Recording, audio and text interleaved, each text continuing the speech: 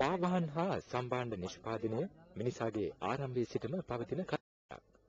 සම් කැබැල්ලකින් පාදයේ අඩිය පමණක් ආවරණය කිරීම පසු කාලයේ වෙනස් වෙලා සම්පූර්ණ පාදයේ ආරක්ෂාව වෙනුවෙන් පාවහන් නිපදවීම පාවහන් මෝස්තර වෙනස් වීමත් සමග සිදු වුණා. මේ වන විට පාවහන් නිෂ්පාදනය ඉතා විශාල මෙන්ම ලාභදායී ව්‍යාපාරයක් බවට පත් වෙලා. වර්තමානයේදී ඉතාම ඉක්මනින් වෙනස් වන විලාසිතා හඳුන්වා දෙන ව්‍යාපාරයක් බවට පාවහන් නිෂ්පාදනය කර්මාන්තයක් ලෙසද ව්‍යාප්තයි. ස්ටිචින් ලයින් එකකට වැහුම් පාරකට අන්න ඒ වගේ මේකට ඇප්ලයි කරලා තමයි ක්‍රියේටිව් ඩිසයින් ඇති වෙන්නේ. කාර්මික සංවර්ධන මණ්ඩලයේ වෙතින් මෙම සේවාවන් වඩාත් ඵලදායී විදිහට හා කාර්යක්ෂම ලෙස කර්මාන්තකරුවන්ට ව්‍යවසායිකයින්ට ලබා දීමේ අරමුණ සහිතව විවිධ කර්මාන්තයන්හි තාක්ෂණික ක්‍රියාවලීන් ඇතුළත් සංයුක්ත තැටි නිෂ්පාදනය කිරීමට තීරණය කළා. මේ සඳහා ශ්‍රී ලංකා තොරතුරු තාක්ෂණ නියෝජිත ආයතනය ශ්‍රී ලංකා සහයෝගීතා වැඩසටහන මගින් අරමුදල් සපයා දී තිබෙනවා. පාවහන් නිෂ්පාදනය කිරීමේදී හැදෑරිය යුතු පළමු පියවර වන්නේ පාවහන් වලට අවශ්‍ය කරන මෝස්තරය නිර්මාණය කිරීමයි. පාවහන් ශාස්ත්‍ර මුලින්ම පිළිසෙන අය ප්‍රථමයෙන්ම ඩිසයිනින් ෆෝමැට් තමයි පැමිණෙන්නේ. එතනදී ක්‍රියේටිව් ඩිසයිනින් කියන්නේ නිර්මාණශීලී අදහසක්. නමුත් වර්තමානයේ වෙන සිද්ධිය නෙමෙයි. වර්තමානයේ තියෙන එකෝ මැගසින් එකකින් එකෝ ඉන්ටර්නෙට් එකකින් ගන්න පික්චර් එකක් කොපි කරන එක. නමුත් මේක නෙමෙයි ඩිසයිනින් කියන්නේ. ක්‍රියේටිව් ඩිසයිනින් කියන්නේ පරිසරයෙන් ගන්න අදහසක්. සපත්තුවකට හෝ සෙරෙප්පුවකට පාවහනකට ගැළපෙන ආකාරයෙන් ඒ අදහස නිර්මාණශීලී ආකාරයෙන් ඇප්ලයි කිරීම.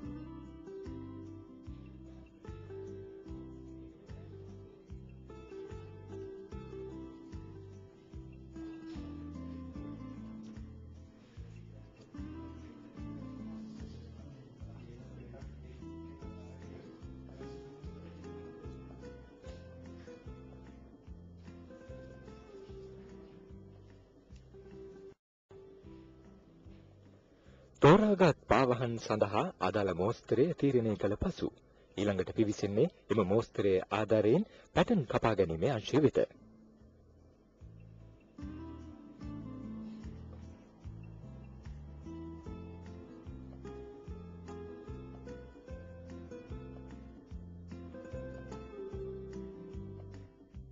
අපි මේ වගේ මුලින්ම ස්කෙච් එකක් නිර්මාණය කරගන්නවා. නිර්මාණය කරගෙන අපි මේකෙන් කොහොමද අපි පැටර්න් කපලා සපත්තුවක් නිර්මාණය කරන්න කොහොමද කියලා තමයි අපි ඉගෙන ගන්න.